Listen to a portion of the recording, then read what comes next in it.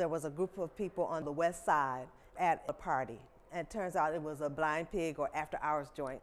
This party was for some soldiers who had come back from Vietnam. And so this group of police raided this after hours joint. The community was really upset. I remember that day quite vividly because at the time of the riot, or the civil disturbance as I refer to it, I was 8.5 months pregnant with my first child. And the neighborhood that I actually lived in, I stayed on Pasadena between Wildermere and Lawton. So what I experienced were people destroying property, breaking out windows. At the height of the riot, I was on my way to church that morning, and during the services, right after the services, somewhere along that line, somebody said that Detroit was having a riot. It wasn't until Monday morning when I guess the full explosion of the riot began to sink in. And you could see burning and looting all over the place. You still see the scarification in many areas as a result of that unrest and the looting, the burning of buildings.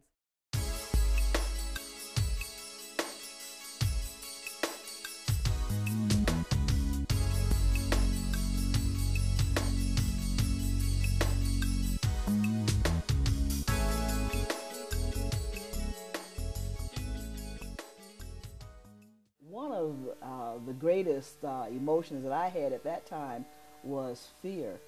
There were gunshots all through the night, so for those first couple of nights, I literally was on the floor ducking what I thought were bullets. A lot of people still have scars mentally about the whole situation. Some people supported it, some people were absolutely upset with black people burning down their own neighborhood. I was outraged for two reasons. I was outraged because the rioters chose to riot in their own city, and then later on in the week I found out that while the city burned, the fire departments and all of these service units were on the outskirts of Detroit in preparation to protect the suburbs.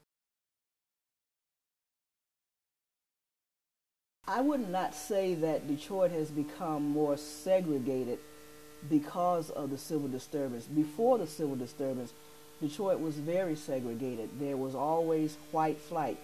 Every time blacks seemed to move up the economic ladder and move into neighborhoods that whites occupied, the whites would move out and as the blacks moved in. As blacks in Detroit became more affluent, and as we became more in tune with what was happening politically and began participating in the political process, there seemed to be more of an acceptance among the races, but there is still a lot of division and separation going on in the city even today. Yes, because of the unrest and white flight, you can see a great degree of segregation between Detroit and the suburbs.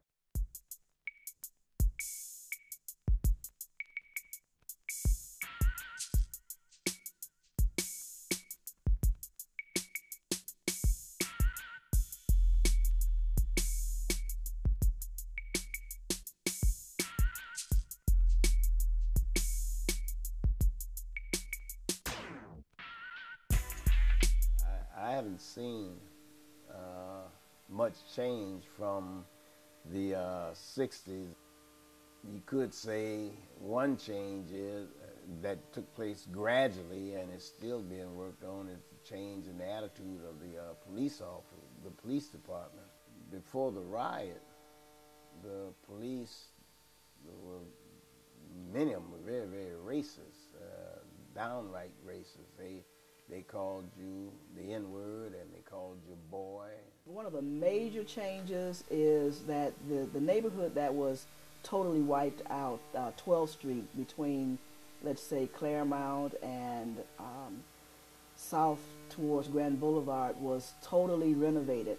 A lot of houses had been destroyed when the civil disturbance took place. A lot of businesses were totally demolished. And today, that's a brand new neighborhood. There was also a difference in the political climate in Detroit. Shortly after the civil disturbance, the people of Detroit rallied and elected people who looked more like us and who cared more about our concerns and worked in our behalf.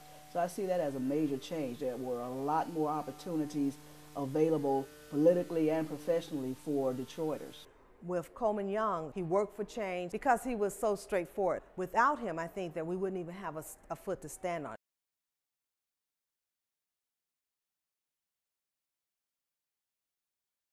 Detroit doesn't need to be the same. It needs to continue to look for ways of diversifying employment opportunities in the community. It still needs to find ways to have a unified community rather than a split community. Will it ever be the same as it was in the 60s?